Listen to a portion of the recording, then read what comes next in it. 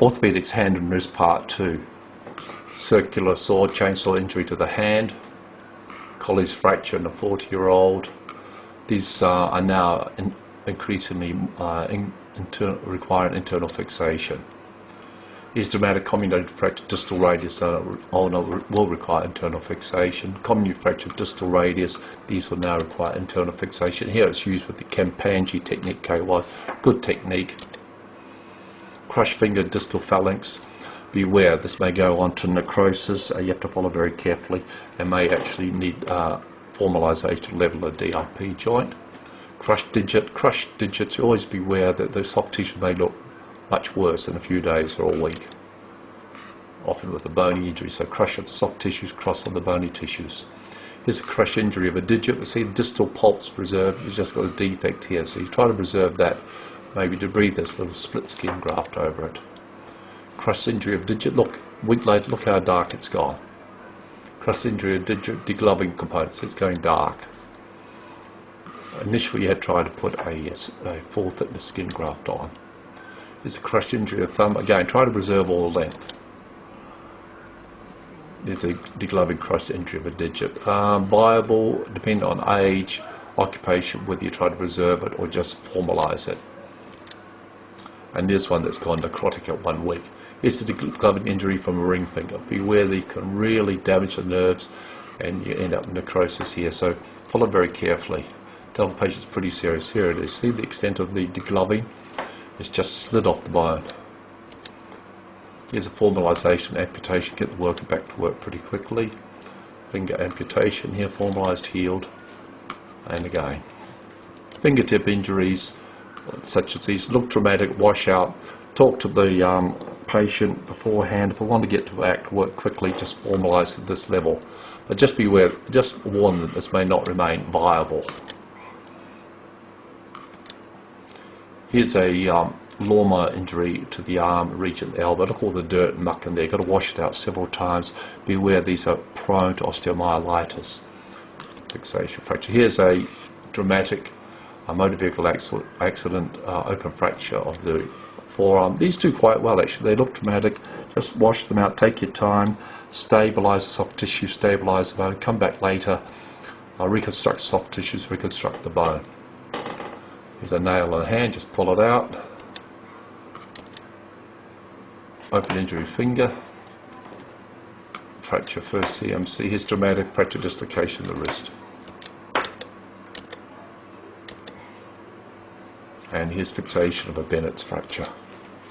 Here's fixation of a CMC or dislocation. Remember, they can slip out. You have to see them on the true lateral.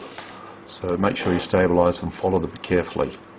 Fracture of the mid aspect of fifth metacarpal. You can do this cross wire technique, it's quite good. Fracture the scaphoid, internal fixation. Herbert screw, very useful. Fracture the scaphoid with AVN, necrosis. Fracture distal radius, longitudinal component makes it unstable, will require internal fixation. Smith's fracture, it's forward, not back. Smith's is forward. And again,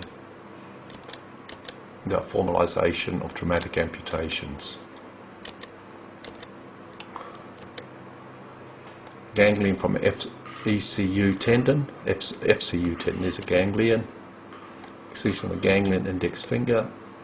It's a ganglion here over the pulp aspect of the digit. Here it is. An excision of ganglion FCU. Ganglion of the wrist about to be excised. Mark it out carefully before the patient's put asleep because it may tend to disappear with the tourniquet on. Mucus cysts, difficult to excise. Oh, well, they're not difficult to excise, but you may have problems getting skin cover afterwards.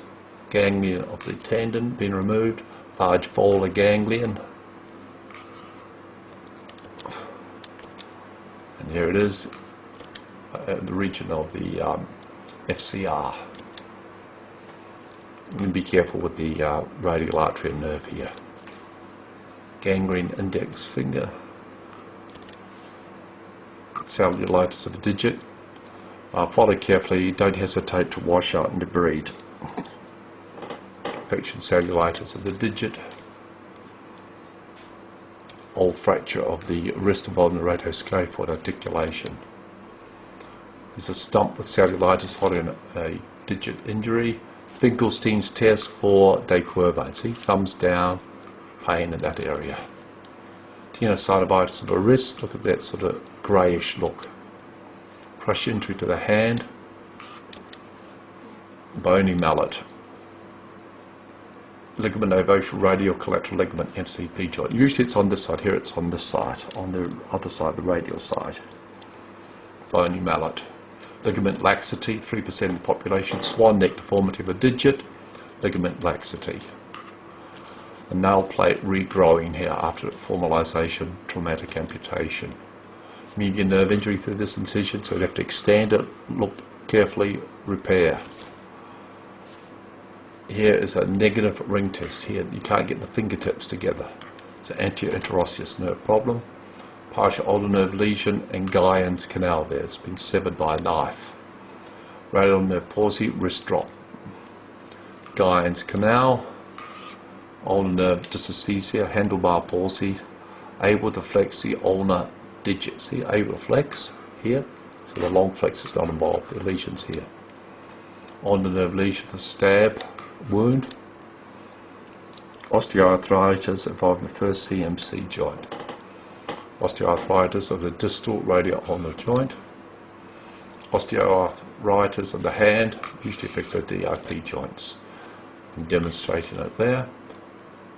OA of the MCP joint.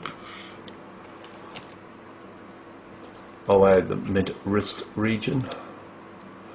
OA of the radioscaphoid joint. Cyst changes. OA of the MCP joint, old skier's thumb injury, long-standing injury, the UCL MCP.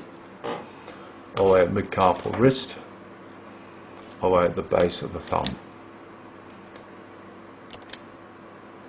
Thank you for your interest.